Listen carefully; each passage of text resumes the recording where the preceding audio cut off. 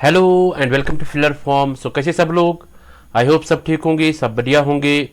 So welcome in today's class. My name is Muddasir Amin. I am presenting here MCQ series regarding paper 1 UGC NET JRF. Okay, so आज का जो MCQ series रहेगा वो रहेगा logical reasoning पे। ठीक है, सो गुड आफ्टरनून एवरीवन। सो देखते हैं हमारा टारगेट क्या रहता है। हमारा टारगेट रहता है top 20 MCQs daily on paper 1 teaching and research aptitude at 2 PM। हमारा मिशन क्या है, यूजीसी नेट जेआरएफ को क्रैक करना। Okay, yes. सो ये 2 PM का जो एमसी क्लास रहता है इसको आप मिस मत करिएगा। अगर आपने इसको मिस किया तो आपने बहुत कुछ खो दिया। ठीक है, सो ऐसे आप इसके साथ बने रहो। रोज 2 बजे होता है ये क्लास। ठीक है, yes. Good afternoon everyone. So यहाँ पे आपके पूरे कंसेप्ट क्लियर होते हैं। आपको हम सिखाते हैं किस तरह के क्वेश्चंस आ जाते हैं, टाइम मैनेज कैसे कर सकोगे आप। ठीक है, हाँ। सो यहाँ पे आपको पूरा पूरा मतलब प्लान पता चलता है कि जब आप एग्जाम में जाओगे वहां पे आपको कोई डर या कोई कंफ्यूजन नहीं रहेगा। ओके, सो इसलिए आप इसको अटेंड करिएगा। ठीक है, सो ये कुछ और क्लासेस होते हैं फिलर फॉर्म पे, इनका भी आप लाभ लीजिएगा।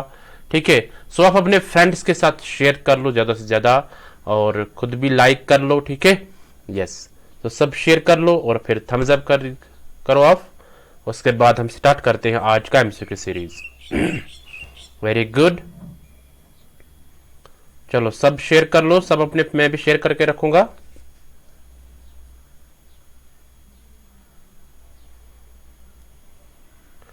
बहुत अच्छा, yes. Good afternoon everyone.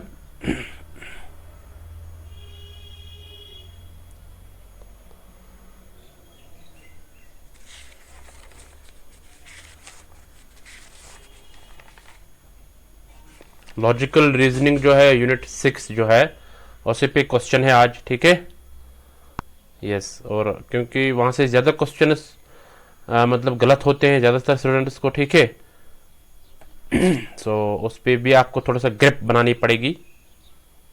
Very good. So are you ready? Let's begin, let's get started. So let's start our today's MCQ series. So ये रहा आपके स्क्रीन पे क्वेश्चन नंबर 1, इसको पढ़ लो और आंसर कर लो। डिडक्टिव रीजनिंग प्रोसीड्स फ्रॉम, यानी डिडक्टिव रीजनिंग जो है ये कैसे मतलब प्रोसीड होती है, कैसे शुरू होती है, कहां से कहां तक जाती है। ठीक है, डिडक्टिव रीजनिंग ये है जनरल टू पर्टिकुलर, बी है पर्टिकुलर टू जनरल, सी है one general conclusion to another general conclusion, यानी एक जनरल कंक्लूजन से लेकर दूसरे जनरल कंक्लूजन तक। डी है one particular conclusion to another particular conclusion. ठीक है, सो आप सब आंसर कर लो। वेरी गुड, आपके पास 40 सेकंड्स है, आंसर करो सब।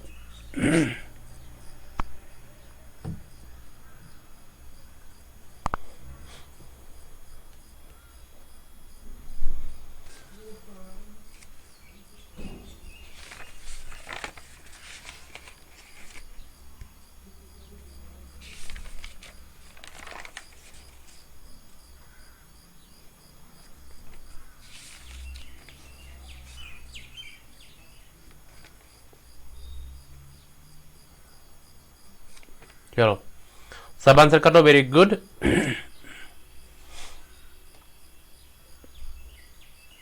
सबों का आंसर आना चाहिए। बहुत अच्छा, तुरंत आंसर कर लो।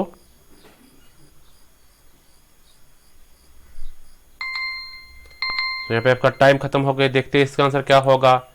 ए part is the correct answer. ठीक है, ए पार्ट क्या है, जनरल टू पर्टिकुलर, यानी डिडक्टिव रीजनिंग में हम क्या करते हैं, जनरल यानी पहले हम जो थ्योरी होती है उसको हम पहले इलाबोरेट करते हैं, उसके बाद पर्टिकुलर एग्जांपल्स देते हैं, है ना, यानी रूल्ड एग्जांपल हम जाते हैं। ठीक है, डिडक्टिव रीजनिंग में। और क्या हम करते हैं इसमें इसमें हम पहले थ्योरी को डेवलप जब करते हैं कंसेप्चुअल लेवल से करते हैं। ठीक है, मतलब जो हम जानते हैं, पहले जो हम जानते हैं नोन प्रीमाइजेस से हम जाते हैं डायरेक्ट कंक्लूजन पे। ओके, ठीक है, हाँ ये ध्यान में रखना।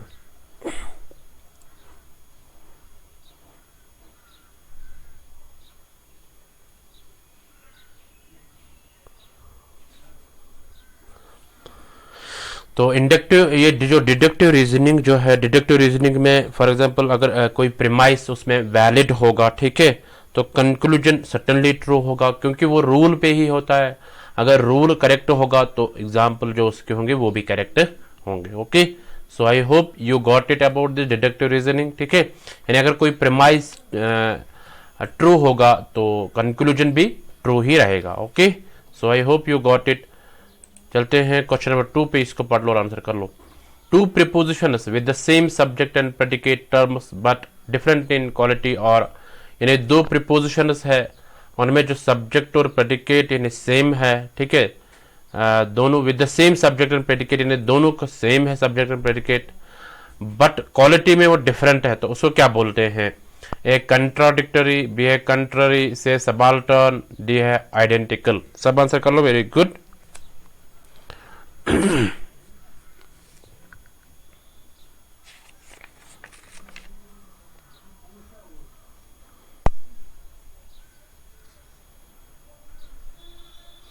आपको बता दें दो प्रीपोजिशन दिए गए हैं, उनमें सेम सब्जेक्ट और प्रेडिकेट है, ये दोनों टर्म्स उनमें सेम है, बट वो डिफर किस में करते हैं? क्वालिटी में, तो उसको क्या बोलते हैं?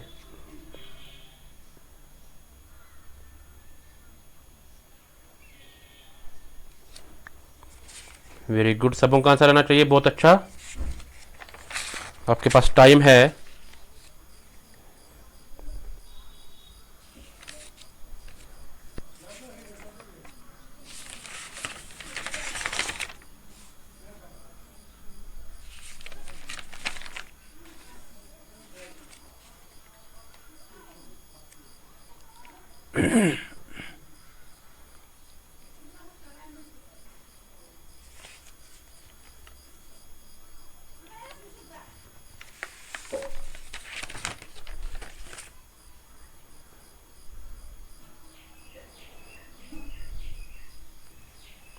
सबों का आंसर आना चाहिए, बहुत अच्छा, तुरंत आंसर कर लो।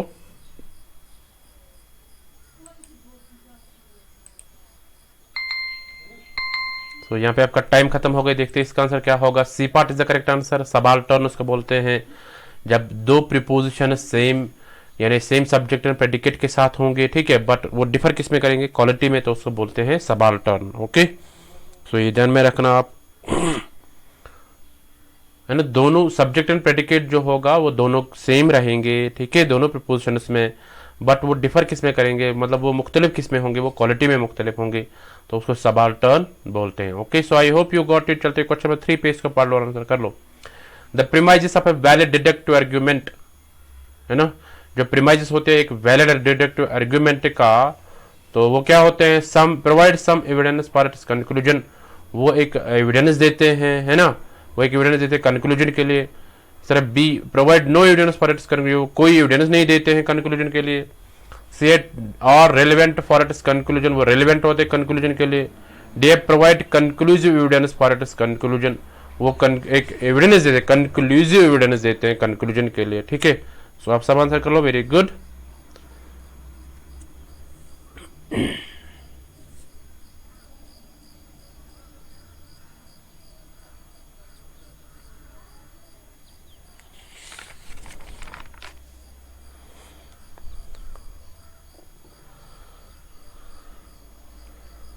प्रीमाइजेस होता है ना, प्रीमाइजेस मतलब कोई स्टेटमेंट होता है, जैसे प्रीमाइजेस होता है for example all flowers are beautiful, all flowers are beautiful, तो उसके रिलेटेड फिर नीचे कंक्लूजन दिया गया, फिर हमें चूज करना होता है कौन सा कंक्लूजन करेक्ट है, ठीक है। हाँ, वो होते हैं प्रीमाइजेस। ओके, हाँ, तो ऐसे the premises of a valid deductive argument, जो एक वैलिड डिडक्टिव आर्ग्यूमेंट प्रीमाइजेस जो होते हैं वो क्या होते हैं, ठीक है, वो क्या एविडेंस देते हैं कंक्लूजन के लिए या कोई एविडेंस नहीं देते हैं। सो यहाँ पे आपका टाइम भी खत्म हो गया है। देखते हैं इसका आंसर क्या होगा। D part is the correct answer. वो हमें कंक्लूसिव एविडेंस देते हैं, यानी कंक्लूसिव एविडेंस देते हैं कंक्लूजन के लिए, ठीक है। ये ध्यान में रखना आप। तो जो प्रीमाइजेस होते हैं वैलिड डिडक्टिव आर्ग्यूमेंट के लिए, तो वो हमें क्या देते हैं? कंक्लूसिव एविडेंस देते हैं कंक्लूजन के लिए। Okay, so I hope you got it about this. तो चलते हैं क्वेश्चन नंबर 4 पे, इसको पढ़ लो और आंसर कर लो। इन डिडक्टिव आर्ग्यूमेंट कंक्लूजन इज, यानी जो डिडक्टिव आर्ग्यूमेंट होता है कंक्लूजन क्या रहता है उसमें, ठीक है। ए समिंग अप द प्रीमाइजेस, वो प्रीमाइजेस को समअप करता है, ठीक है। बी है not necessarily based on premises, वो प्रीमाइजेस पे उसकी मतलब बेस नहीं होती है। सी एंटेल्ड बाय द प्रीमाइजेस, यानी उसको एविडेंस प्रीमाइजेस जो होते हैं उसके एविडेंस होती है। D additional to the premises, वो प्रीमाइजेस के मतलब एक्स्ट्रा होते हैं। ओके, तो आप सब आंसर कर लो, वेरी गुड। सबों का आंसर आना चाहिए, बहुत अच्छा।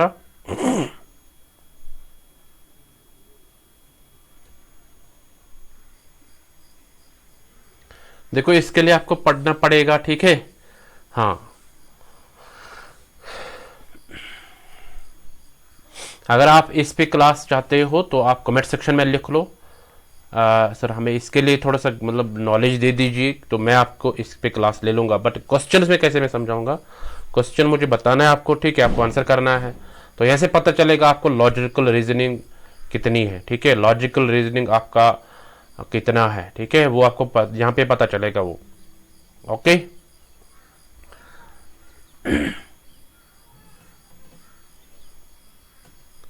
क्वेश्चन को मैं समझाता हूं, है ना।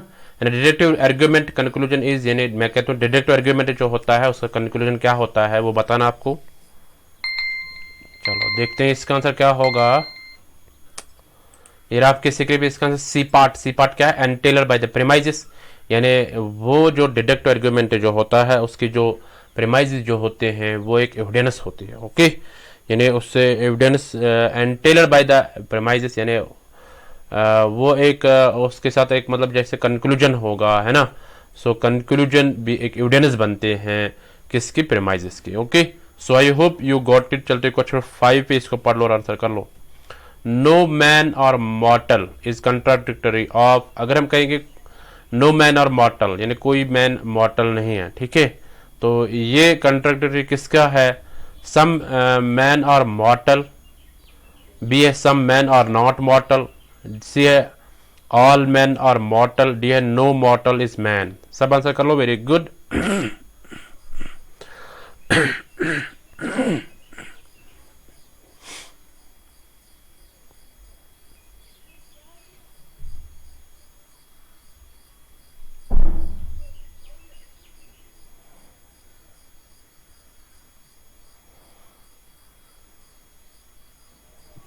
नो मैन और मॉर्टल, है ना, इसका बताना कंट्राडिक्टरी क्या आएगा, ये तो आपको पता होना चाहिए। इसमें वो आता है AEIO, वो आता है इसमें, वो आपको पता होना चाहिए, है ना। क्योंकि आपने पढ़ा है, बहुत सारा पढ़ा है, थ्योरी पेपर में पढ़ा है, तो यहाँ से आपको यहाँ से पता चलेगा कि कितना आपको पता है ना। हाँ, कुछ स्टूडेंट्स कंफ्यूज हुए होंगे, कुछ कहते होंगे कि इन्हें क्या पता ये कहाँ से लाया है ना। हाँ, बट ये भी आपके सिलेबस में है, तो देखते हैं इसका आंसर क्या होगा। A part is the correct answer, some man और मॉर्टल। देखो जब नो होगा, नो मैन और मॉर्टल, इसका कंट्राडिक्टरी अगर बताना होगा तो वो आएगा इसका मतलब सम, नो का आएगा सम, ठीक है, ये ध्यान में रखना आप। हाँ, इसका कंट्राडिक्टरी आएगा सम। ओके, सम मैन और मॉर्टल, बट यहाँ पे अगर हम ये वाला सम ले लेंगे, सम मैन और नॉट मॉर्टल, तो यहाँ पे दोबारा वही बन गया, है ना। तो यहाँ पे आएगा सम मैन और मॉर्टल, नो मैन और मॉर्टल कोई नहीं है, सम मैन और मॉर्टल इसका कंट्राडिक्टरी बनता है। Okay, so I hope you got it. अगर हम कंट्राडिक्टरी की बात करें, कंट्राडिक्टरी क्या होती है, अगर हम दो प्रीपोजिशंस ले लेंगे, ठीक है, दो प्रीपोजिशंस को अगर हम ले लेंगे तो मतलब आपस में वो डिनियल, मतलब आपस में वो रिजेक्ट करते हैं, ठीक है।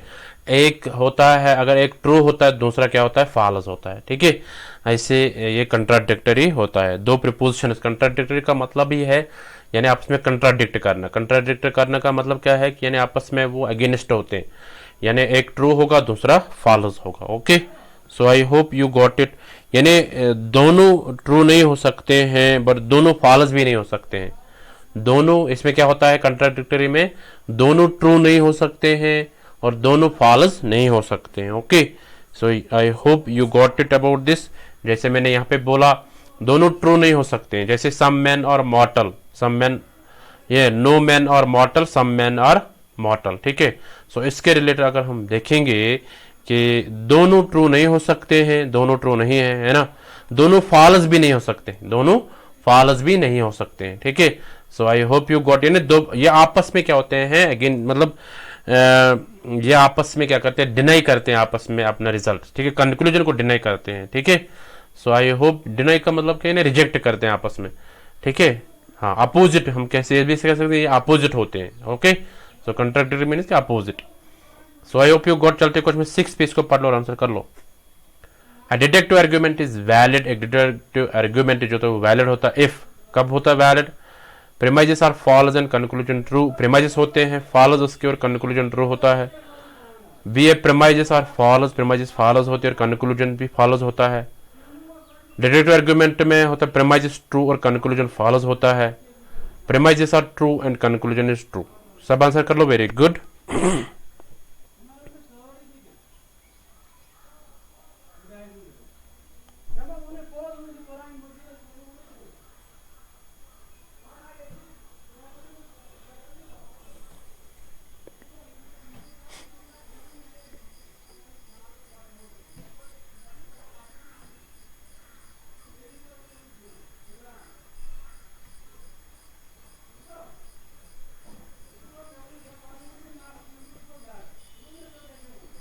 सबों का आंसर आना चाहिए, बहुत अच्छा।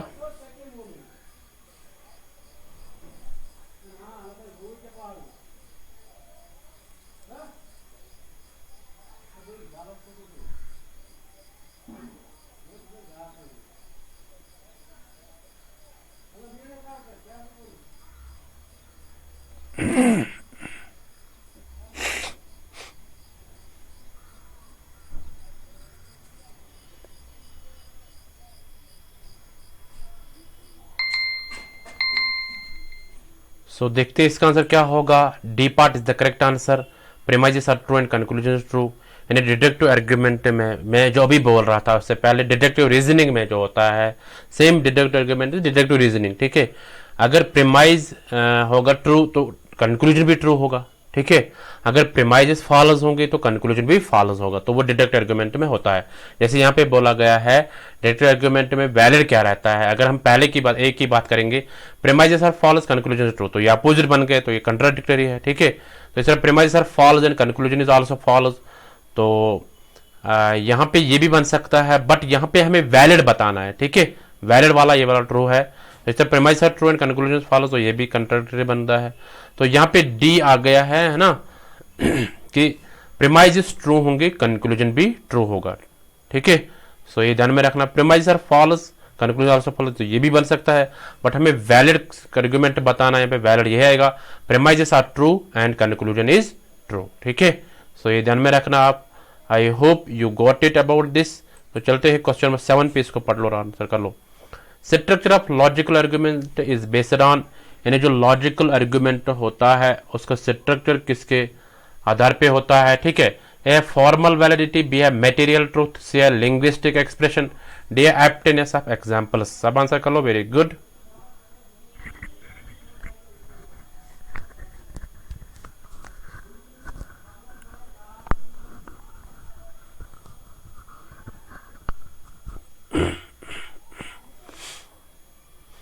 जो लॉजिकल आर्गुमेंट होता है इनका स्ट्रक्चर किसके आधार पे होता है ये बताना आपको।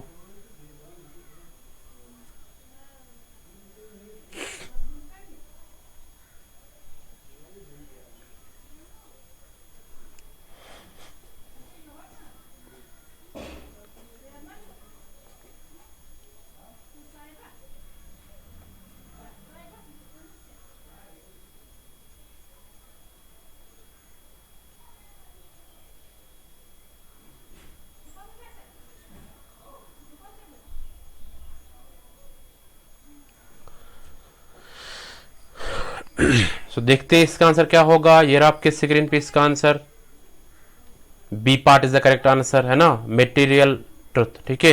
स्ट्रक्चर लॉजिकल आर्गुमेंट का जो स्ट्रक्चर होता है वो किसके आधार पे होता है, वो मटेरियल ट्रुथ पे आधार होता है, okay. So I hope you got it. So b part is the correct answer. तो चलते हैं क्वेश्चन नंबर 8 पे, इसको पढ़ लो और आंसर कर लो। Deductive argument involves, deductive argument में क्या क्या आता है, ठीक है। Sufficient evidence, B critical thinking, C seeing logical relations, D है रिपीटेड ऑब्जर्वेशन। सब आंसर कर लो, वेरी गुड। डिडक्टिव आर्गुमेंट में क्या क्या आता है, A sufficient evidence, B critical thinking, C seeing logical relations, D है रिपीटेड ऑब्जर्वेशन। सब आंसर कर लो, वेरी गुड।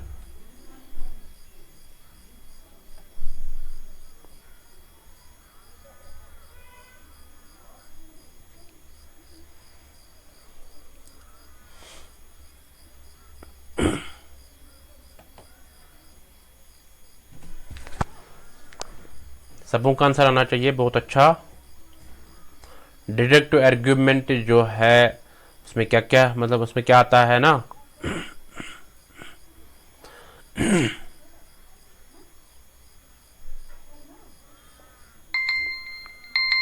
आपका टाइम खत्म हो गए हैं। देखते हैं इसका आंसर क्या होगा। सी part is the correct answer. Seeing logical relations, यानी डिडक्टिव आर्ग्यूमेंट में हम लॉजिकल रिलेशन देखते हैं ना, हम लॉजिकल रीजनिंग ही पढ़ते हैं। जो है ना डिडक्टिव रीजनिंग होगा या डिडक्टिव आर्ग्यूमेंट होगा या इंडक्टिव आर्ग्यूमेंट होगा, दोनों में हम लॉजिक देखते हैं। ठीक है, so logical relation is the correct answer. Okay, so I hope you got it. चलते क्वेश्चन नंबर 9 पे, इसको पढ़ लो और आंसर कर लो।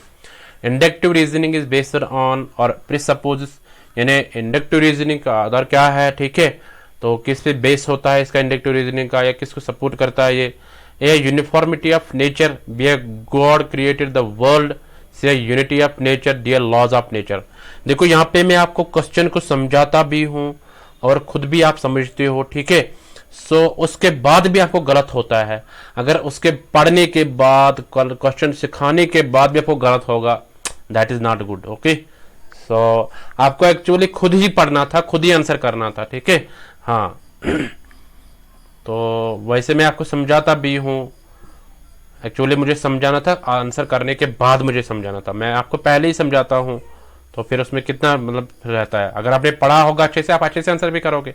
अगर आपने अच्छे से नहीं पढ़ा है तो दैट मीन्स कि यू नीड मोर स्टडी। ठीक है, आपको ज्यादा और पढ़ना है।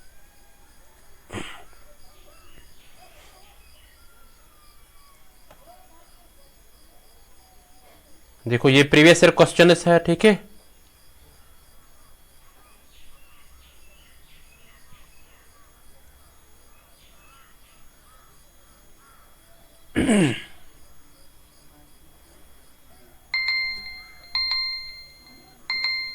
तो देखते हैं इसका आंसर क्या होगा। A part is the correct uniformity of nature, यानी इंडक्टिव रीजनिंग में यूनिफॉर्मिटी होती है। ठीक है, सेमनेस होती है। ओके, हाँ मतलब कंस्टेंटनेस होती है किसमें, इंडक्टिव रीजनिंग में। ठीक है, so I hope you got it. चलते क्वेश्चन नंबर 10 पे, इसको पढ़ लो और आंसर कर लो।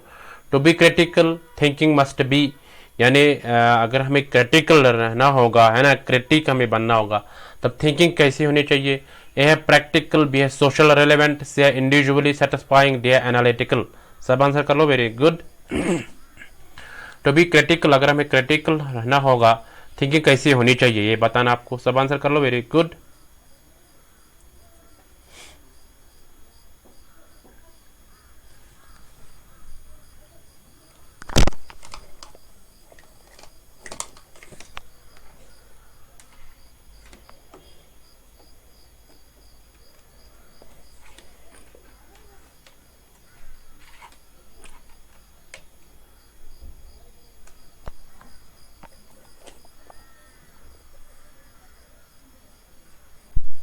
सबों का आंसर आना चाहिए, बहुत अच्छा, तुरंत आंसर कर लो सब।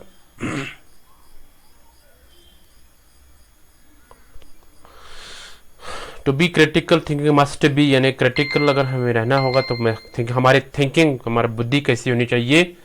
देखते हैं इसका आंसर क्या होगा। B part is the correct answer. Social relevant, यानी सोशली रेलेवेंट ये होनी चाहिए। सोशली यानी सोसाइटी के साथ मिली जुली हुई होती है। ठीक है, हाँ थिंकिंग हमारी सोसाइटी के साथ यानी पूरी सोसाइटी पे नजर होनी चाहिए, तब हम क्रिटिकल बन सकते हैं। Okay, so I hope you got it. चलते क्वेश्चन नंबर 11 पे, इसको पढ़ लो और आंसर कर लो। Which are the following is an analogue statement. Analogue statement आपको बताना है यहाँ पे कौन सा है। Man is like God, God is great, Gandhi ji is the father of the nation, man is a rational being. सब आंसर कर लो, चलो सब आंसर कर लो, वेरी गुड।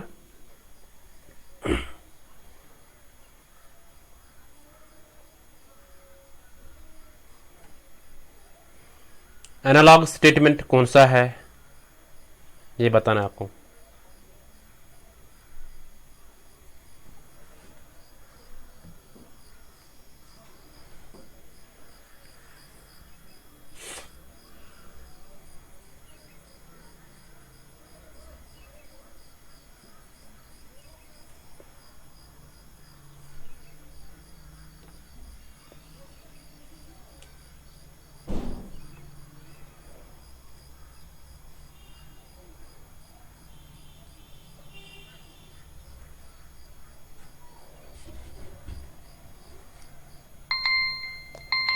यहाँ पे आपका टाइम खत्म हो गया है, देखते हैं इसका आंसर क्या होगा।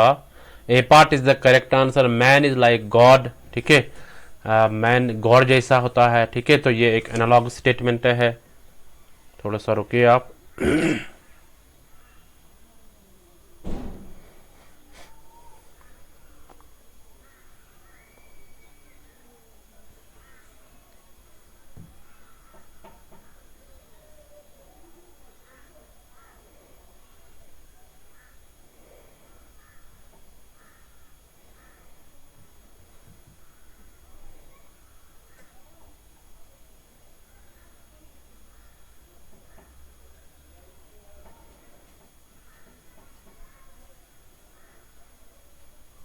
हाँ, देखो, which one of the following is an analogue statement. जो एनालॉग स्टेटमेंट, एनालॉग्स पहले हम क्या कहेंगे, एनालॉग स्टेटमेंट क्या होता है।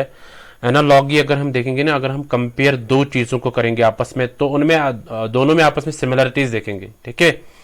हम देखेंगे ना कि वो कोई फॉर एग्जाम्पल गॉडली उसमें नेचर है, कि यानी भगवान या अल्लाह जैसा उसमें नेचर है, ठीक है, कि मतलब वो बहुत काइंड है ना। तो हम यहाँ पे बोलेंगे जो एनालॉग स्टेटमेंट है वो man is like God, God is great, ये तो है ही already. Gandhi is the father of nation, man is rational, ये तो किसी के साथ कंपेरिजन नहीं किया गया है। तो यहाँ पे गॉड को भी कंपेरिजन नहीं किया गया, नहीं, यहाँ पे कंपेयर किया गया है। जहां पे भी आप देखोगे ना कंपैरिजन, समझ में आ रहा है। यानी एनालॉग स्टेटमेंट जो है वो स्टेटमेंट है जहां पे कंपैरिजन होगा। फॉर एग्जांपल हम बोलेंगे our cow is like the cow of Mohan's cow, ठीक है, या Paul's cow is like the cow of Mohan, यानी जैसे मोहन की गाय है उसी तरह पॉल की गाय है, ठीक है। दोनों को आपस में कंपेयर कर, that is also analogous statement, ठीक है। इस तरह मैन इज लाइक गॉड, तो यहाँ पे भी कंपेयर किया गया है, सिमिलरिटीज देखी गई है, ठीक है। सो इसलिए इसको एनालॉगस स्टेटमेंट बोलते हैं। Okay, so I hope you got it about this.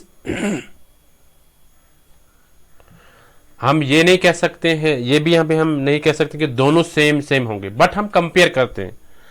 जैसे गॉड जो है, अल्लाह जो है, भगवान जो है ना, तो वो क्या है, गॉड जो है ये है, मतलब ये डिफरेंट है देन मैन, ठीक है ना। सो हम यहाँ पे हम कंपेयर करते हैं, तो ये हम नहीं कह सकते दोनों सेम सेम हो सकते हैं। ये एनालॉग स्टेटमेंट में हम नहीं कह सकते दोनों सेम सेम हो सकते हैं, ठीक है, डिफरेंट हो सकते हैं, बट हम कंपेयर करते हैं। फॉर एग्जाम्पल मैं कोई कहता है, जैसे मैंने अभी बोला है, Paul's cow is like the Mohan's cow, यानी पॉल की जैसी गाय है वैसी मोहन की गाय, मतलब उसमें सब क्वालिटीज वही होंगे, सिमिलरिटीज होंगी, इक्का दुक्का सिमिलरिटीज ऐसी होंगी तो जो डिफरेंट होंगे, ठीक है। So I hope you got it about this. तो चलते क्वेश्चन नंबर 12 पे, इसको पढ़ लो और आंसर कर लो। Which one of the following is an example of circular argument. Circular argument में की एग्जाम्पल आपको बताने कौन सी है। सब आंसर कर लो, वेरी गुड।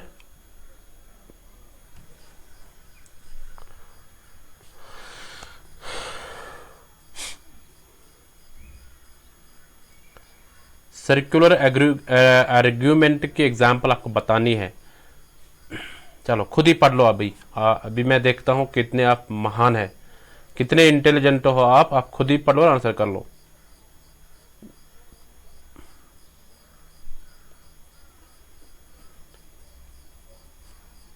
क्योंकि कुछ स्टूडेंट्स का मेरा अच्छा नहीं लगता है ना, वो बोलते हैं 20 मिनट में हम कुछ और ही करेंगे अगर हम बुक से पढ़ेंगे। अरे भाई ये क्वेश्चन नहीं मिलेंगे बुक से।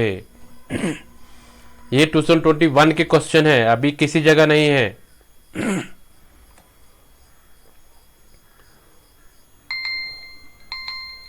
कल कोई कहता है, अतुल जायसवाल है, वो बोलता है 20 मिनट में हम बहुत कुछ करेंगे, यानी 20 क्वेश्चन है 20 मिनट में, ये 20 मिनट में खत्म हो जाएंगे, हम बुक से पढ़ सकते हैं तब तक 100 क्वेश्चन। अरे पढ़ो ना, फिर आप पढ़ो, है ना। हाँ, सो सर्कुलर आर्गुमेंट यहाँ पे हम देखेंगे कौन सा सर्कुलर आर्गुमेंट है। बी पार्ट है। बी पार्ट क्या है, God is the source of a scripture and the scripture is the source of our knowledge of God. Okay, so God जो है ये सोर्स ऑफ स्क्रिप्चर है, इस तरह scripture is the source of our knowledge of God, ठीक है। Scripture जो है ये मतलब गॉड की तरफ से है, ठीक है। सो दैट मीन्स कि यानी जो सर्कुलर बनता है, स्क्रिप्चर यहाँ पे बीच में आ गया।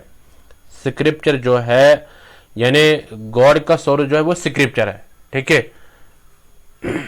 एक मिनट रुको आप।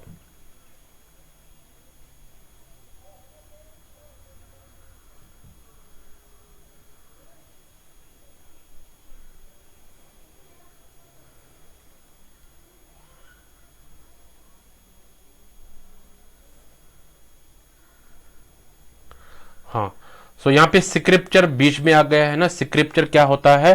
स्क्रिप्चर होता है मतलब सेक्रेड राइटिंग्स, जैसे बाइबल है ना, गीता है, ऐसे डिफरेंट बुक्स है, डिफरेंट रिलीजियस बुक्स है।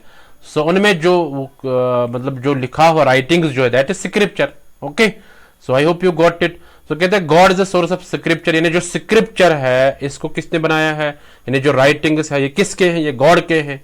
और जो scripture is the source of और नॉलेज ऑफ गॉड, यानी स्क्रिप्चर है ये सोर्स है हमारे जो गॉड है उसके नॉलेज उसके रिलेटेड है, ठीक है। सो दैट मीन्स पहले हम कहते हैं कि गॉड जो है ये सोर्स ऑफ स्क्रिप्चर है ना। हम एक जगह रखेंगे, मतलब ये गॉड जो है, गॉड जो स्क्रिप्चर है, गॉड जो है सोर्स है स्क्रिप्चर का। उसके बाद जो ये स्क्रिप्चर है ये है सोर्स किसका? हमारे गॉड का, ठीक है। सो ऐसे ये बनता है सर्कुलर, ओके। सो ये सर्कुलर आर्गुमेंट है। ऐसे God created man in his image and man created God in his own image. So ये थोड़ा सा डिफरेंट लगता है ना। इस तरह some of the Indians are great because India is great, है ना। कुछ इंडियंस ग्रेट है क्योंकि इंडिया ग्रेट है, तो ये भी थोड़ा सा डिफरेंट है। Rama is great because he is Rama, है ना, तो ये भी थोड़ा सा डिफरेंट है। सो ये वाला जो है ये सर्कुलर बनता है, ठीक है। So I hope you got it. चलते क्वेश्चन 13 पे इसको पढ़ लो और आंसर कर लो। Lakshmana is an morally good person because, Lakshmana जो है वो एक मॉरली गुड पर्सन है, क्यों है ये बताना है आपको।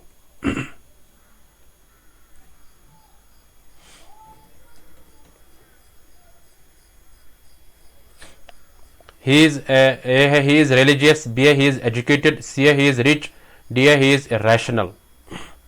देखो जिसको पढ़ना है ना, मतलब आप अटेंड कर सकते हैं इस एमसीक्यू, कोई जोर जबरदस्ती नहीं है ना।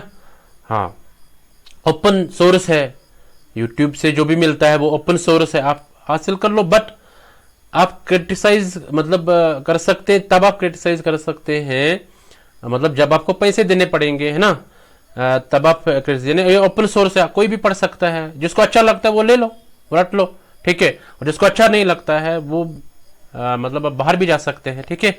यस, आप खुद भी सेल्फ स्टडी भी कर सकते हैं, है ना। सो देखते हैं इसका आंसर क्या होगा। D part is the correct answer. So he is rational. Lakshmana is an morally good person. Lakshmana जो है ये एक उसके मॉरल जो करेक्टर है ये एक अच्छा पर्सन है, बिकॉज ही इज रैशनल। वो एक क्या है? रैशनल है, ठीक है। हाँ, ये ध्यान में रखना आप। तो चलते हैं क्वेश्चन नंबर 14 पे, इसको पढ़ लो और आंसर कर लो। सर्टेनिटी इज, सर्टेनिटी क्या है? एन ऑब्जेक्टिव फैक्ट, क्या ये ऑब्जेक्टिव फैक्ट है? बी है इमोशनली सेटिस्फाइंग, सी है लॉजिकल, डी है ऑन्टोलॉजिकल। सब आंसर कर लो, वेरी गुड।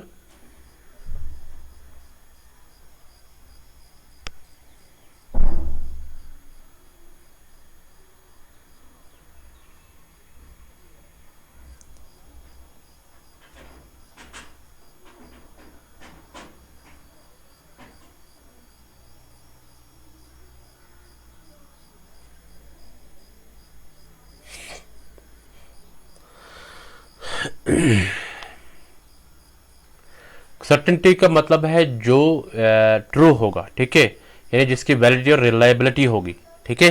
उसके वैलिडिटी और रिलायबिलिटी के हिसाब से अगर हम देखेंगे दोनों के हिसाब से वो ट्रू होंगे, that is certainty, okay. Yes, confidence जिसको बोलते हैं। अब ये क्या होता है ये बताना आपको। सो देखते हैं इसका आंसर क्या होगा। B part is the correct answer. B part क्या है? इमोशनली सेटिस्फाइंग, है ना। इमोशनली सर्टेनिटी क्या होती है? यानी इमोशनली सेटिस्फाई होते हैं, ठीक है। हाँ, मतलब ये एक सेटिस्फाइंग, जैसे हम कॉन्फिडेंस बोलते हैं ना, कॉन्फिडेंस भी सेटिस्फाइंग होती है, ठीक है। यस, या कुछ ट्रुथ होता है, है ना, मतलब कुछ सच्चाई होती है। जैसे मैं अभी बोलता हूँ सच्चाई, किसी की सच्चाई, फॉर एग्जाम्पल कोई बोलता है मैं बुक से पढ़ता हूँ इससे ज्यादा क्वेश्चन 50 मिनट्स में, 40 मिनट्स में, 45 मिनट में इससे ज्यादा क्वेश्चन पढ़ता है, हमें क्या है उसके साथ, है ना, पढ़ने दो, पढ़ो आप, हमें उसके साथ कुछ नहीं है। आप यहाँ से अटेंड कर लो, अगर आपको अच्छा लगता है आप मतलब डेली अटेंड कर लो, अगर आपको अच्छा नहीं लगता आपको यहाँ पे क्रिटिसाइज करने की जरूरत नहीं है, ठीक है। दैट मीन्स कि यानी यहाँ पे जो ट्रुथ है वो आपको मतलब रट लेना है, ठीक है, उससे आपको सेटिस्फेक्शन मिलती है, ठीक है, ये ध्यान में रखना। ओके, सो ऑब्जेक्टिव फैक्ट नहीं है, लॉजिकल या ऑन्टोलॉजिकल नहीं है। Okay, so I hope you got it. चलते हैं क्वेश्चन नंबर 15 पे, इसको पढ़ लो और आंसर कर लो। If the statement all students are intelligent is true, अगर हम एक स्टेटमेंट ले लेंगे all students are intelligent is true, सारे स्टूडेंट्स जो इंटेलिजेंट है वो ट्रू है। Which are the following statements are false, अब यहाँ पे कौन सा फॉल्स है? नो स्टूडेंट्स आर इंटेलिजेंट, कोई स्टूडेंट इंटेलिजेंट नहीं है। सम स्टूडेंट्स आर इंटेलिजेंट, कुछ स्टूडेंट्स इंटेलिजेंट है। Some students are not intelligent, तो कुछ इंटेलिजेंट नहीं है, ठीक है। तो यहाँ पे आपको फॉल्स बताना है, यहाँ पे क्वेश्चन पे ध्यान में रखो, which are the following statements are false, कौन सा फॉल्स है। सो ए है फर्स्ट एंड सेकंड, बी है फर्स्ट एंड थर्ड, सी है सेकंड एंड थर्ड, डी है फर्स्ट ओनली। आप सब आंसर कर लो, वेरी गुड। चलो नो बातें मत करो, आप सब आंसर कर लो।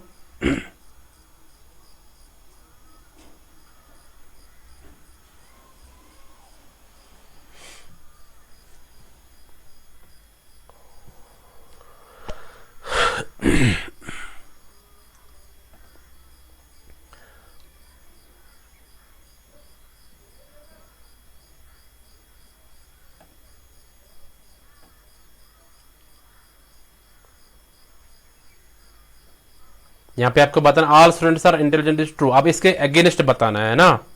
हाँ, हमें मतलब ये नहीं बता, ये नहीं रहना चाहिए उसमें।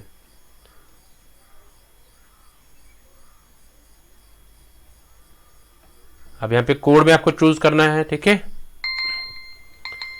फिर आपका टाइम भी खत्म हो गया है, देखते हैं इसका आंसर क्या होगा। A part is the correct answer, first and second. First क्या देखो, नो स्टूडेंट्स आर इंटेलिजेंट, यहाँ पे क्या बोला गया, all students are intelligent is true, ये तो ट्रू है। ऑल स्टूडेंट्स आर इंटेलिजेंट, सब स्टूडेंट जो भी क्लासरूम में चाहे 100 है चाहे 50 है, कितने हैं, तो वो सारे इंटेलिजेंट है, ये ट्रू है, ठीक है। तो अब यहाँ पे हमें इसके अगेंस्ट जाना है, मैं फॉल्स स्टेटमेंट बताना। नो स्टूडेंट्स आर इंटेलिजेंट, तो ये ठीक है। सेकंड क्या है, सम स्टूडेंट्स आर इंटेलिजेंट, कुछ स्टूडेंट्स इंटेलिजेंट है, ठीक है, तो ये भी आ सकता है इसमें, है ना। तो दोनों ये first and second are correct about this. Okay, some students are intelligent, कुछ स्टूडेंट्स इंटेलिजेंट है, ठीक है। यहाँ क्योंकि यहाँ पे हमें कुछ स्टूडेंट्स नहीं हो सकते, कुछ हो सकते हैं, तो ये क्योंकि हमें यहाँ पे फॉल्स बताना है, ठीक है। हाँ, सो अगर तीनों हो सकते हैं फर्स्ट सेकंड एंड थर्ड किसी ऑप्शन में, तो वो भी आ जाएगा, ठीक है, बट यहाँ पे फर्स्ट एंड सेकंड हमें चूज करना है। Okay, so I hope you got it.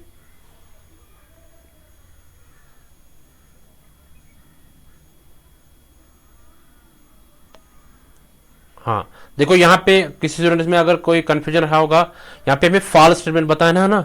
सारे स्टूडेंट्स इंटेलिजेंट है, अब अगर हम बोलेंगे कुछ स्टूडेंट्स इंटेलिजेंट नहीं है, कुछ स्टूडेंट्स इंटेलिजेंट है, कुछ स्टूडेंट्स इंटेलिजेंट है, तो वो दैट मीन्स ये इसके साथ इसका अगेंस्ट फॉल्स स्टेटमेंट बनता है, ठीक है। हाँ, so I hope you got it. चलते क्वेश्चन 16 पे, इसको पढ़ लो और आंसर कर लो। A reasoning where we start with certain particular statements and conclude with a universal statement is called। सो अगर हम एक रीजनिंग की बात करेंगे, हम यहाँ पे हम स्टार्ट करेंगे पर्टिकुलर स्टेटमेंट से, पर्टिकुलर स्टेटमेंट से हम स्टार्ट करेंगे और कंक्लूड करेंगे यूनिवर्सल स्टेटमेंट से, ठीक है, मतलब पर्टिकुलर टू जनरल हम जाएंगे, ठीक है। सो उसको क्या कहेंगे हम, deductive reasoning, inductive reasoning, abnormal reasoning, transcendental reasoning. चलो सब आंसर कर लो, वेरी गुड।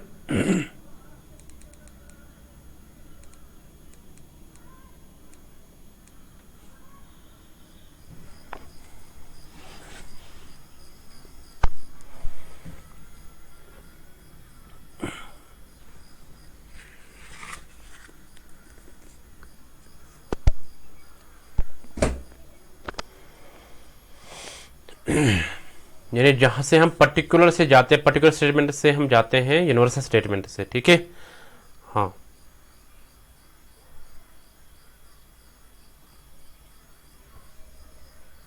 तो देखते हैं इसका आंसर क्या होगा। B part is the correct answer, है ना।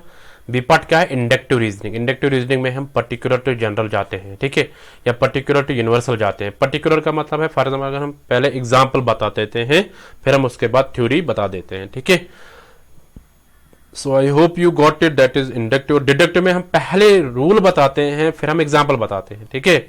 हाँ, यानी यूनिवर्सल टू पर्टिकुलर अगर हम बताएंगे तो वो है डिडक्टिव रीजनिंग। इंडक्टिव रीजनिंग होता है particular to universal. Okay, so I hope you got it. चलते क्वेश्चन में 17 पे इसको पढ़ लो, आंसर कर लो। Which one of the following method serve to measure correlation between two variables, यानी यहाँ पे कौन सा ऐसा मेथड है जो मेजर करता है कोरिलेशन बिटवीन दो वेरिएबल्स के बीच में कोरिलेशन। तो वो कौन सा, ए स्कैटर डायग्राम, बी है फ्रीक्वेंसी डिस्ट्रीब्यूशन, सी है टू वे टेबल, डी है कोएफिशिएंट ऑफ रैंक कोरिलेशन। सब आंसर कर लो, वेरी गुड।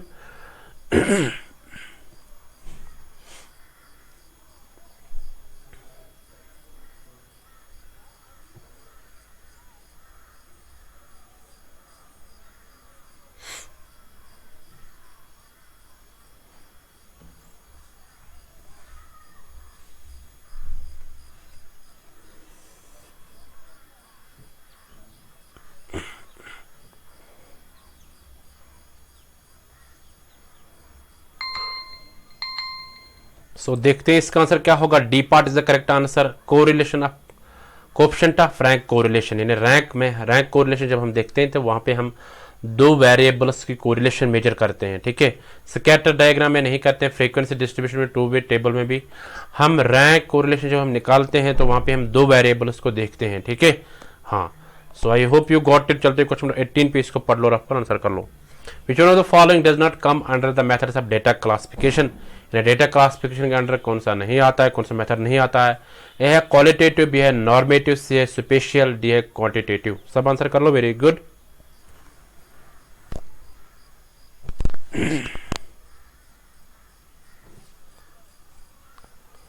यानी ऐसे कौन सा मेथड है जो डेटा क्लासिफिकेशन के अंडर नहीं आता है, ठीक है।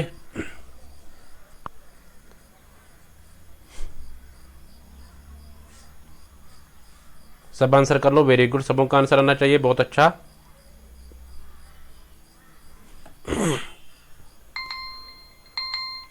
तो देखते हैं इसका आंसर क्या होगा। सी part is the correct answer, special. देखो क्वालिटेटिव डेटा हम कहते हैं क्वालिटेटिव डेटा, तो ये आता है नॉर्मेटिव, है ना। क्वांटिटेटिव तो स्पेशल नहीं आता है। Okay, so I hope you got it. चलते क्वेश्चन 19 पे, इसको पढ़ लो और आंसर कर लो।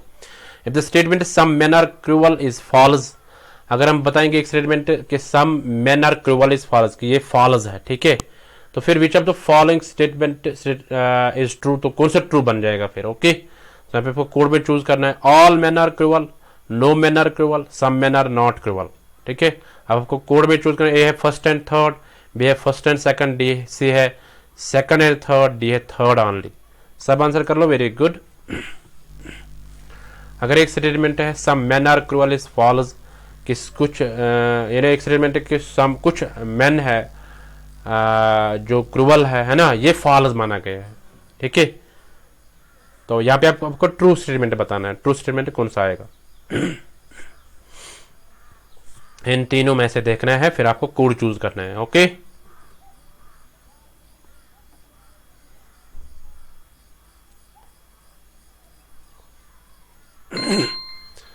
तो देखते हैं इसका आंसर क्या होगा। ये आपके स्क्रीन पे इसका answer D part. D part क्या है, थर्ड ऑनली। तो थर्ड के some men are not cruel, तो ये इसका फॉल्स ट्रू स्टेटमेंट आएगा। सम मेन आर क्रूअल, कुछ मेन क्रूअल है, ठीक है। अब यहाँ पे जो इसका मतलब अपोजिट बन जाएगा, है ना, ट्रू जो बन जाएगा, ये फॉल्स है, ये स्टेटमेंट फॉल्स है। अब इसका जो है ट्रू क्या है, वो है some men are not cruel. Some men are, some men, some का अगर हम सम की बात करेंगे, सम का आता है सम नॉट। ऑल का अगर अपोजिट बताना तो नो आएगा, ठीक है। सम का सम नॉट और ऑल का नो, ठीक है। हाँ, ये ध्यान में रखना। अगर सम का आपको बताना होगा ना अपोजिट, ठीक है, तो उसका आएगा सम नॉट। जैसे यहाँ पे सम मेन आर क्रूअल तो सम है, अब सम नॉट है यहाँ पे some men are not cruel. Okay, तो सम का अपोजिट रहेगा सम नॉट, ऑल का अपोजिट रहेगा नो, ठीक है, या नॉट एट ऑल। ऑल का अपोजिट रहेगा नो या not at all. Okay, so I hope you got it. चलते क्वेश्चन नंबर 20 पे, ये आपके स्क्रीन पे क्वेश्चन नंबर 20, इसको पढ़ लो और आंसर कर लो आप। if 367 means I am happy, 748 means you are sad, and 469 means happy and sad in a given code, then which of the following represents and in that code? and बताना and कौन यानी किस number से हम represent करेंगे? 3, B है 6, सी है 9, D है 4. सब आंसर कर लो. Very good.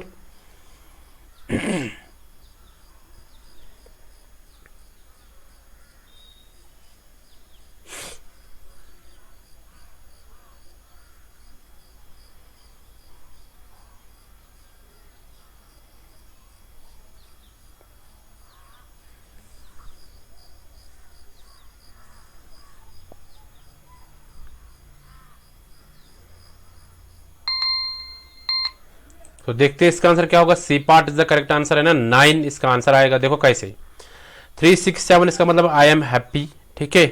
सो यहाँ पे हम अभी बता नहीं सकते हैप्पी कौन सा है. 748 means you are sad. 469 means happy and sad. अब हमें यहाँ पे हैप्पी एंड सैड हमें एंड का बताना है ना.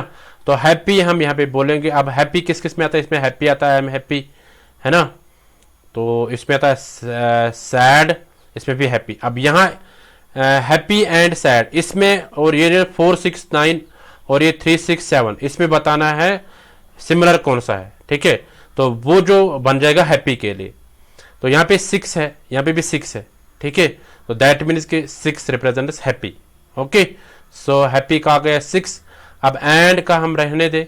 तो सैड यहाँ पे है. ठीक है. यहाँ पे सैड है, स्टेटमेंट सैड है. 748 अब हमें पता नहीं अभी सैड कौन सा है. ठीक है. सो यहाँ पे भी सैड है स्टेटमेंट में. तो यहाँ पे इसमें 469 और 748 में हमें बताना है कौन सा सिमिलर है. तो 4 इधर भी है, 4 इधर भी है. दैट मीन्स यहाँ पे ये रिप्रेजेंट क्या करता है? Sad. Okay. So I hope you got it. तो ये सैड है. अब जो इसमें बीच में क्या बच गया है, ये 4 और 6 जो है ये क्या बन जाएगा? 4 है सैड का और 6 है हैप्पी. ओके. सो इसमें भी 6 है, इसमें भी 6 है. तो यहाँ पे हैप्पी हैप्पी दोनों. तो यहाँ पे 4 है, इसमें भी 4 है. तो सैड सैड दोनों में सैड सैड. अब यहाँ पे कौन सा बच गया है? 9. तो 9 क्या है? एंड के लिए. ओके. क्योंकि हैप्पी एंड सैड का बताना था, अब हमें एंड का बताना है. तो हैप्पी सैड का निकाला, अब एंड का रह गए, जो इसमें एक रह गया 9, तो वो इसका आंसर आएगा. Okay. So I hope you got it. So ये थे आज के top 20 MCQs on logical reasoning. So ऐसे आप जुड़े रहो. सो आप अपना फीडबैक दे दीजिए. ठीक है. सो आपके फीडबैक से हमें मोटिवेशन मिल जाती है और आप खुद भी लाइक कर लो. ठीक है. सो ये 2 PM का जो एमसीक्यू क्लास रहता है इसको आप मिस मत करिएगा. अगर आपने इसको मिस किया तो आपने बहुत कुछ खो दिया. सो अगर आपका कोई प्रश्न होगा, कोई क्वेश्चन होगा, उसको आप कमेंट सेक्शन में लिख लो, उसको हम अटेंड कर लेंगे. कमेंट सेक्शन अलग होता है, लाइव चैट अलग होता है. कुछ जो लोग लाइव चैट में क्वेश्चन पुट करते हैं. ठीक है. आप कमेंट सेक्शन में लिख लो, उसको हम वहां पे आंसर कर देंगे. ओके. सो मिलते हैं नेक्स्ट MCQ सीरीज में. तब तक के लिए tata, bye bye, take care.